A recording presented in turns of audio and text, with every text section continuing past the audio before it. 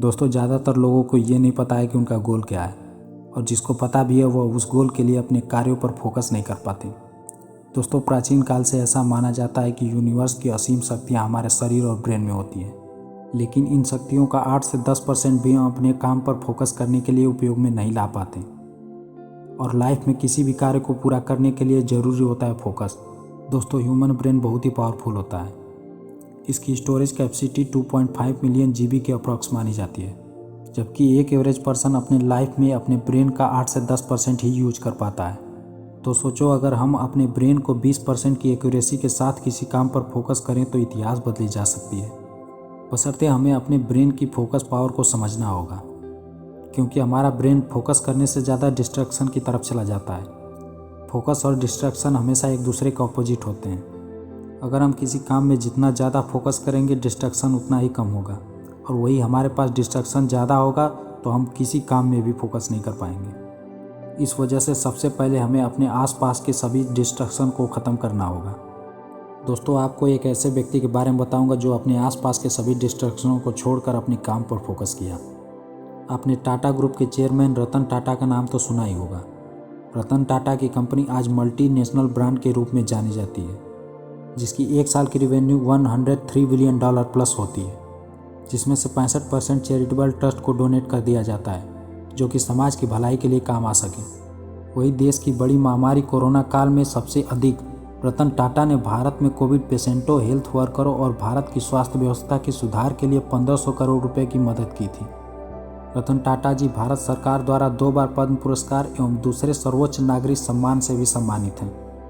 आखिर इनकी कंपनी यहाँ तक पहुँची कैसे? दोस्तों एक समय था जब बिजनेस में रतन टाटा को घाटा हो रहा था। इनकी कंपनी डूबने की कगार पर पहुँच गई थी। सभी व्हीकल कंपनियों द्वारा रतन टाटा का मजाक बनाया गया। सभी कंपनियां रतन टाटा को सजेस्ट करती थी कि वो अपनी कंपनी को किसी दूसरे देश में नीलाम कर दें।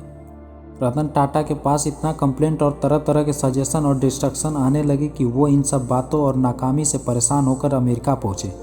वहाँ रतन टाटा ने फोर्ड कंपनी से टाटा मोटर्स को बचाने की विनती की, लेकिन फोर्ड कंपनी के चेयरमैन ने रतन टाटा और उनकी कंपनी दोनों का मजाक बनाया और बोला, जब तुम्हें बिजनेस करना नहीं आता तो छोड़ दो, हम तुम्हारी कंपनी खरीद कर तुम पर एहसान कर रहे हैं।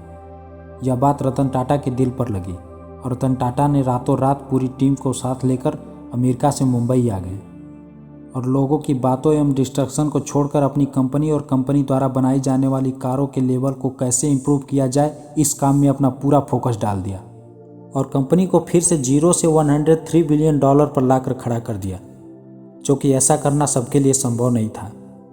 और जिस फोर्ड कंपनी के चेयरमैन ने इनका मजाक बनाया था, उनकी 2 बड़ी अमेरिकी कंपनियां लैंड रोवर और जगुआर को ही खरीद लिया, जो अब ये दोनों कंपनियां भारतीय हैं, जो कि भारत के लिए गर्व की बात है। दोस्तों अगर आप कुछ बड़ा करना चाहते हैं तो पूरी तरह से उस काम में डूबना होगा।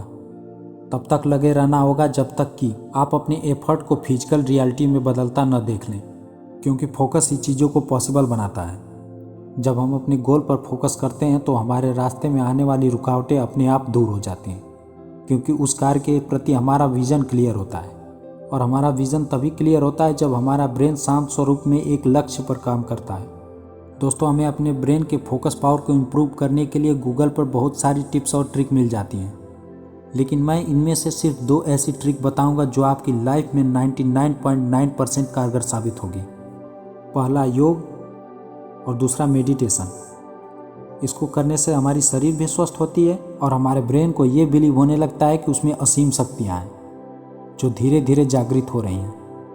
ऐसा करने से हमारा बिलीफ सिस्टम और मजबूत होता जाता है, जिससे नकारात्मक विचार और डिस्ट्रक्शन को छोड़कर हम सीधा अपने काम पर फोकस कर पाते हैं। तो दोस्तों आज का वीडियो यहीं समाप्त करते हैं। मिलते हैं अगले वीडियो में। अगर वीडियो अच्छा लगा हो तो लाइक करें, शेयर करें, सब्सक्राइब करें।